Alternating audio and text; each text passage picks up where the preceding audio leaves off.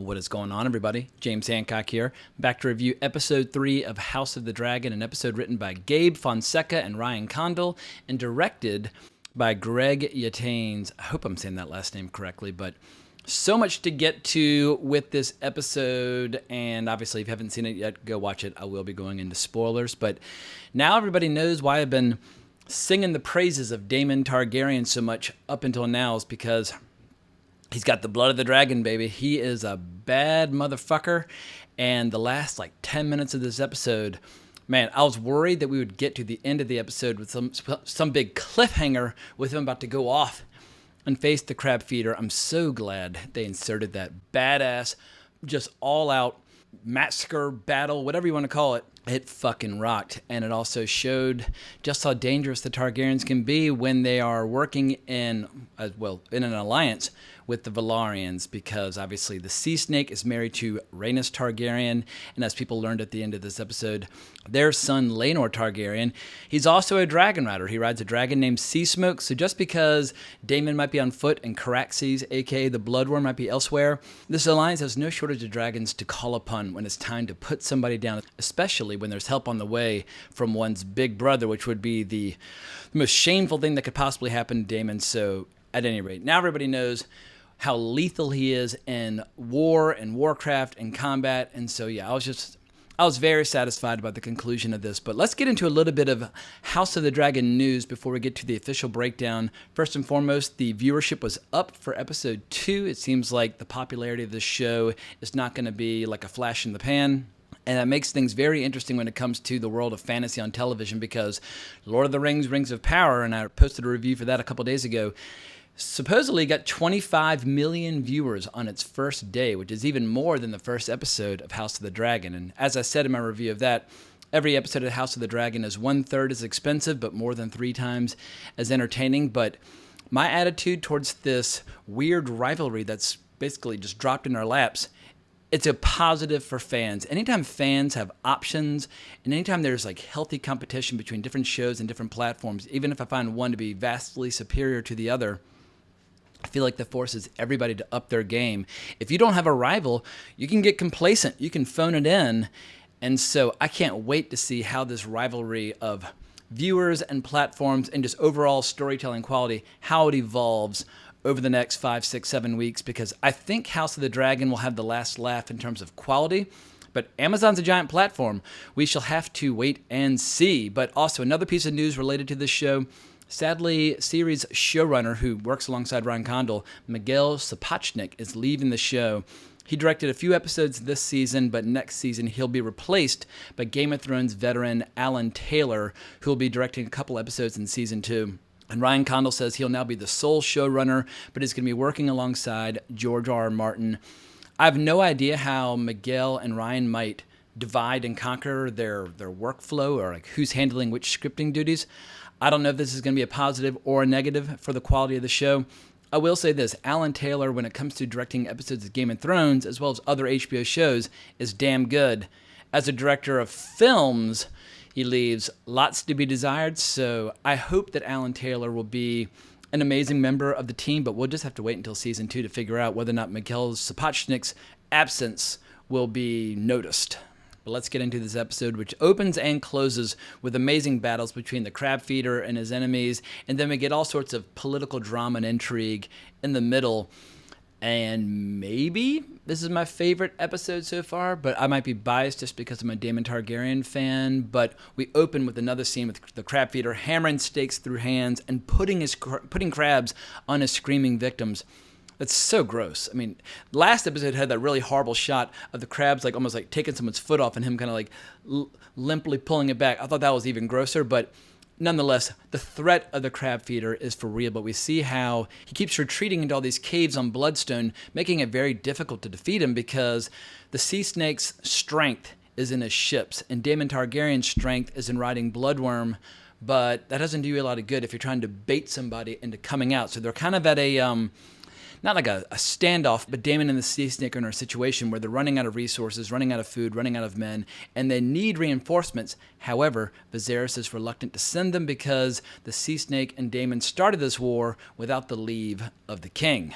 But I thought one of the funniest parts of the opening battle is when you see this guy screaming for help and screaming for revenge, and he gets what he wants. However, when Caraxes comes down for a landing, it just steps on him and crushes him. So when you call for help from Targaryens, be careful what you wish for. But throughout that scene, Daemon just looks so goddamn badass flying around, and he even gets hit by a flaming arrow. He's not one of those, royal figures who likes to stay a few hundred people back away from the combat. He's right there in the thick of things. But then we get a massive transition over to King's Landing, where we see that 2 years have passed, and that Aegon II of his name is now celebrating his second birthday, and pressure is coming at Viserys from all corners as to what he's going to do about succession, because Alicent's got another baby on the way. Otto Hightower's being pressured to bring up the matter of succession.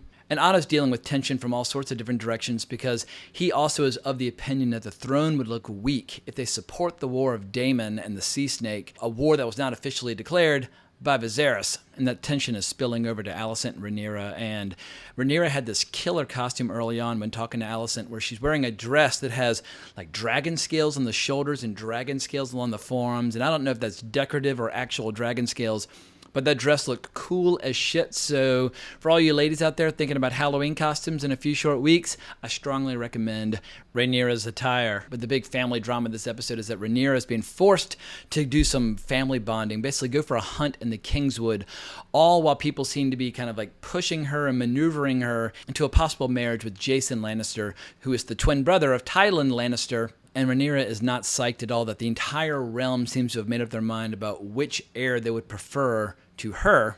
But while everybody's busy trying to plan Rhaenyra's life for her, a white hart, this giant stag, is spotted in the woods, which is a significant sighting for people who are into signs, important. So they unleash all the hounds, and they're basically going to try and corner the stag so that Viserys can get the killing blow. But Rhaenyra gets frustrated, hauls off into the woods. Sir Criston Cole goes after her, and we see Jason Lannister kind of stepping in it by making the assumption that Aegon II will be named heir. But nonetheless, he gives this giant spear to Viserys that he'll use in dispatching the stag when that moment arrives. But Otto senses all this tension about the matter of succession, so he proposes something pretty gross, but it's not totally outside the realm of possibility for Targaryens. But he proposes to Viserys that Aegon II, who is 2, marry his older sister Rhaenyra, which would kind of bring the matter of succession to a close. And a lot of people were kind of shocked and horrified by the attempt to marry off a 12-year-old to Viserys in the last episode. Well, this is a 2-year-old with a 17-year-old, and to make matters even stranger, they're half-brother and half-sister. But, the Targaryens, they historically have not been shy about wedding brother to sister. But it's Lionel Strong who makes the most interesting recommendation to Viserys. He suggests the son of the Sea Snake, Laenor, because Laenor obviously is the son of Rhaenys Targaryen. And once again, the Velaryons are of Valyrian blood. And I hope people are starting to learn the difference between Velaryons and Valyrians. Obviously, they sound very similar, but the Velaryons and the Targaryens are the only two bloodlines that have survived the doom of Valyria. But everybody should keep a close eye on Lionel Strong, in particular his son, who is nicknamed Breakbones. And all I'll say is that he will be an important character, but I can say no more on that front at this time. But then out in the woods, we get a little bit of excitement when this wild boar comes charging into camp. Sir Criston Cole stabs it, but it's Rhaenyra who finishes it off. And you could say she was working off or letting off a little steam by stabbing it repeatedly. It's pretty gruesome, but it makes her look so fucking cool as they're riding back into camp later on in the episode, because she's got blood all tangled up in her hair, and she's riding by this giant fire. Once again, the Targaryens are all about the fire and blood. The symbolism is obvious. And strangely enough, she and Sir Criston Cole see the white stag on their way into camp, but they leave it alone. And all at the same time, the official hunt finds yet another stag. It's not a white stag, but it's still a big-ass stag. 4 men hold it down with ropes. Viserys finishes it off with the spear. From my point of view, not necessarily the most sporting kill, but to each his own. But there's an interesting bit the night before where Viserys tells Alicent about how the Targaryens have a tradition of dragon riders, but they also have dreamers in their family, and dreamers are even more rare than dragon riders. And for people who don't know, it was one of the dreamers in the Targaryen family who centuries back predicted that Valyria would eventually fall, that the doom of Valyria was coming. And so that's when all the Targaryens and all their dragons left old Valyria and went and settled on Dragonstone. So it's It's a very key part of their bloodline, but Viserys is haunted by this vision that he had of a son years ago, and it's what drove him to try to produce so many heirs with his previous wife, which obviously led to her very untimely death. So while Viserys might not necessarily be a dragon rider, the fact that he does have some minor powers of prophecy, it just once again is a cool reminder of what all the Targaryens are capable of. In any event, with the hunt behind them, Otto reminds his daughter Alicent that she needs to guide her husband on the matter of succession, and she sits down with them and suggests that he send aid to Daemon because obviously the realm is stronger without the crab feeder. No matter who started the war and no matter who might look strong or weak, in the end, if the crab feeder's gone, that's a net positive for everybody.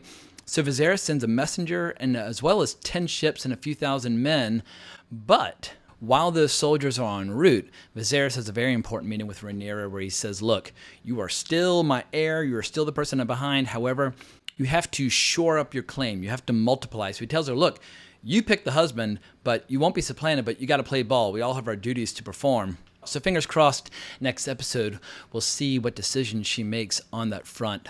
But then we cut back to the Stepstones where we see that the Triarchy is very aware of the fact that their adversary is running out of men and supplies, and the crab feeder, he just needs to bide his time, and eventually Daemon will go home, and the Sea Snake will be forced to go home because it'll take weeks for him to send more ships from Driftmark to help them out in their battles. And we see a little internal family feud on the Velaryon front because Laenor, the son of the Sea Snake, he's feuding with his uncle about the tactics, and his uncle almost says something treasonous about how because of Daemon's presence, that's kind of screwing up the war effort, and the Sea Snake warns his brother not to stoke any mutinous feelings amongst the men. And right at that moment, Daemon Targaryen comes striding into camp, and once again, Matt Smith, he just looks so goddamn cool. His wardrobe looks cool, but more importantly, just his body language and his posturing and the way he knows how to play to the camera. He's a really fine actor, and he's doing some fantastic work as Daemon. But what's hysterical is that when he receives the letter that his brother is sending ships and men, he beats the snot out of the messenger because obviously he doesn't want his big brother showing him up. And so then ironically, Daemon decides to go through with the battle plan proposed by the Sea Snake's brother of using Daemon as bait.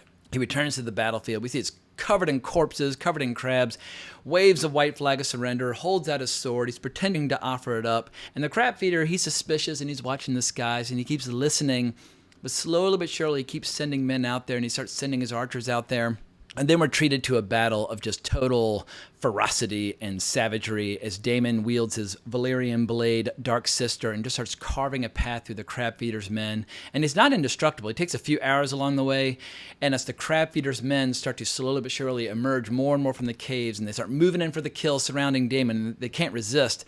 Suddenly we see the Sea Snake and his armies, they've been lying in wait.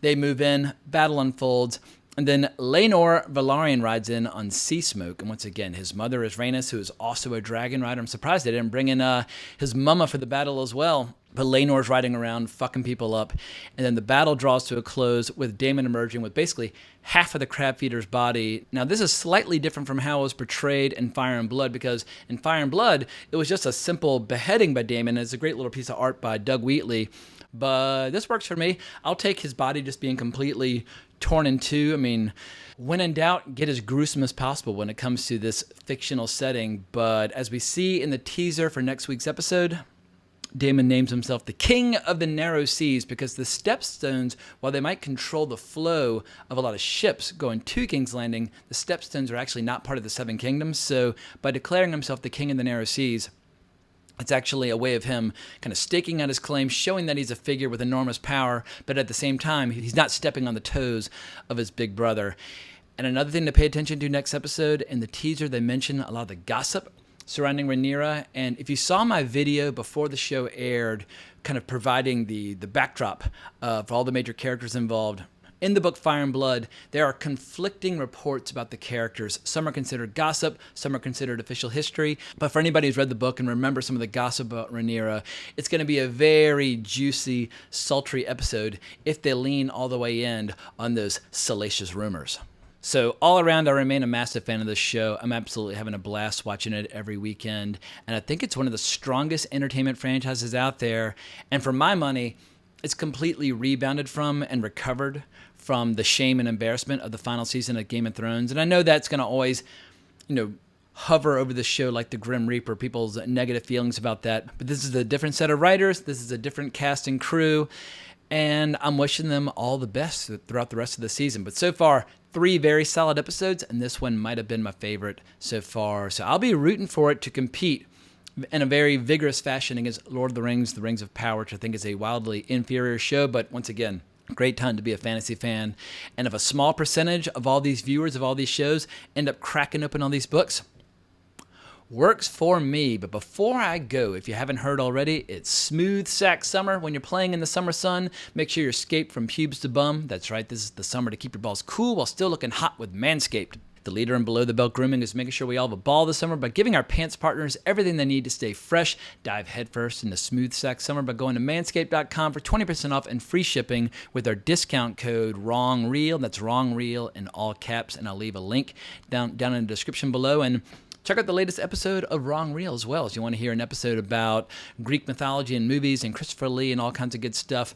But I can't thank you enough for watching this video. I really appreciate it. If you enjoyed it, please remember to like the video, subscribe to the channel, hit that notification bell. And I can't wait to talk more fantasy with y'all later this week when we get episode 3 of Lord of the Rings of Power. And once again, if you want to get my feelings on that, I posted a nearly 30-minute video a couple days ago. And so sink your teeth into it. Let me know what you think. But hope everyone has a great week. But more importantly, as always, onwards and upwards.